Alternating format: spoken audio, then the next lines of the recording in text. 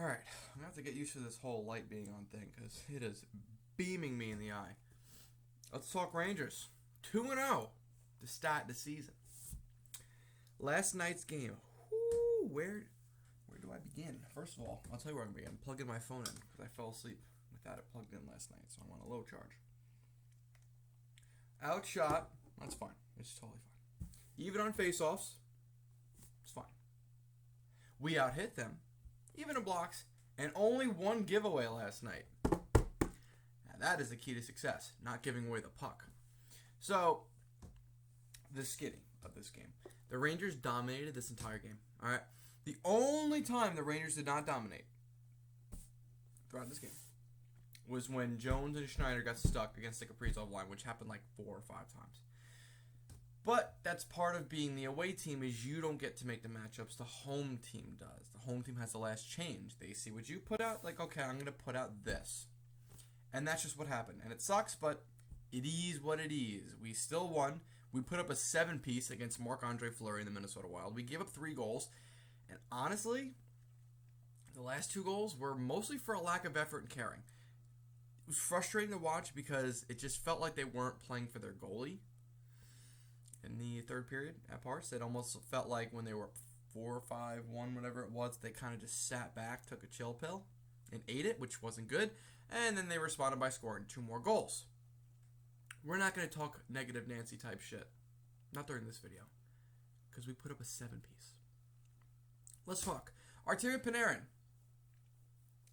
Really, I don't think played the final 10 minutes of the game. But it didn't matter. He didn't need to. Again, a quiet 4-point night. Just casually. Just Panarin. Whatever. Quick 4 points. What about it? What about it? Quick 4 points. Just here. There you go. Laffy. First career multi-assist game. Feels weird saying that.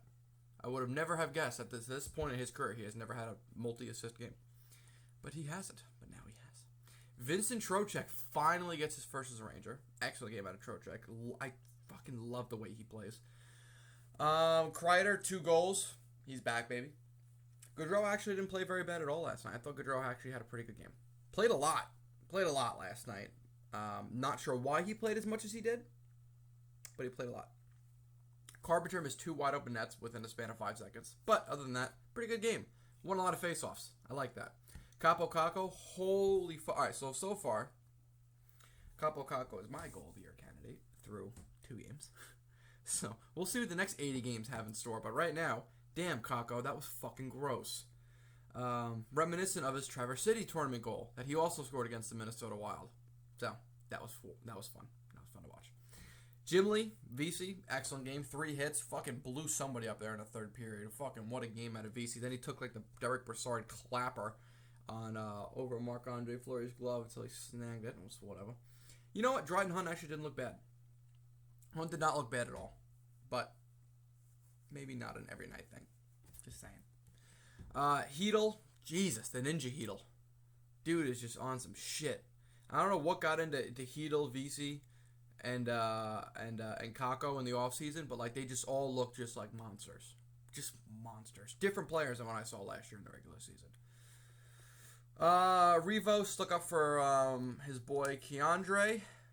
That was a pretty definitive win, I would say, in the fight column. He beat the shit out of Marcus Foligno, and I fucking love to see that. Miller gets hit, and somebody stuck up for him. Anybody on this team got hit. I don't give a fuck who it is. And they stuck up for him and beat the wheels off of Mark Foligno. Fucking love it, dude. Defensively, despite Jones and Schneider getting shitty matchups a couple times there, they actually held their own. With Jones being the only dash. And Schneider, I don't even think was on the ice for it. So, excellent night out of those two. I mean, they answered the bell. I mean, they got worked a little bit by that Kaprizov line. I think we're all willing to admit they got worked pretty good for a minute. But what a fucking awesome game out of both of them. Jones looked really comfortable last night. He was doing those little fucking agility, C-cuts, fucking mohawks. He looked like the Zach Jones I know. Jacob Trouba +4, whatever. 2 shots, 3 hits, 2 blocks, a takeaway, whatever. Gives a hoot. This is Trouba. This is like a new look, new age Trouba, and I fucking love it, dude.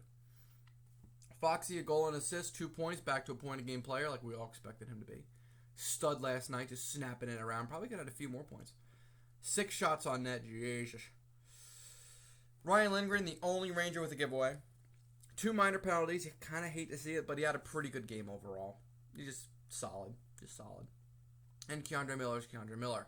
+4, a shot, a couple hits, a helper. Probably could have had a goal in there, but dude was just buzzing.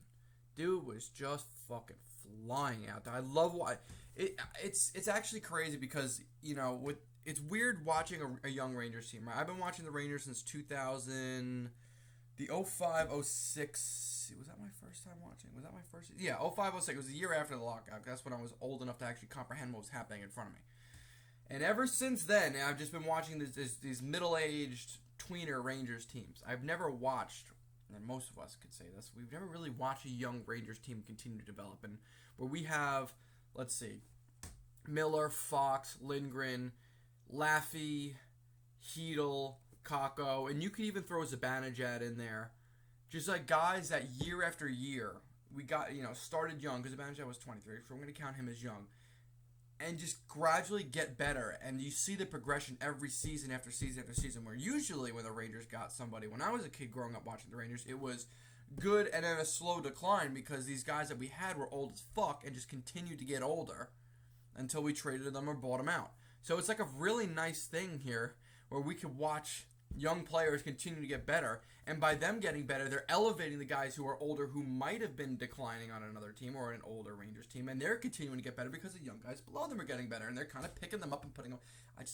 I love this. I love this. Speaking of which, the New York Rangers tonight play at 8 o'clock, and we're not going to say Winnipeg.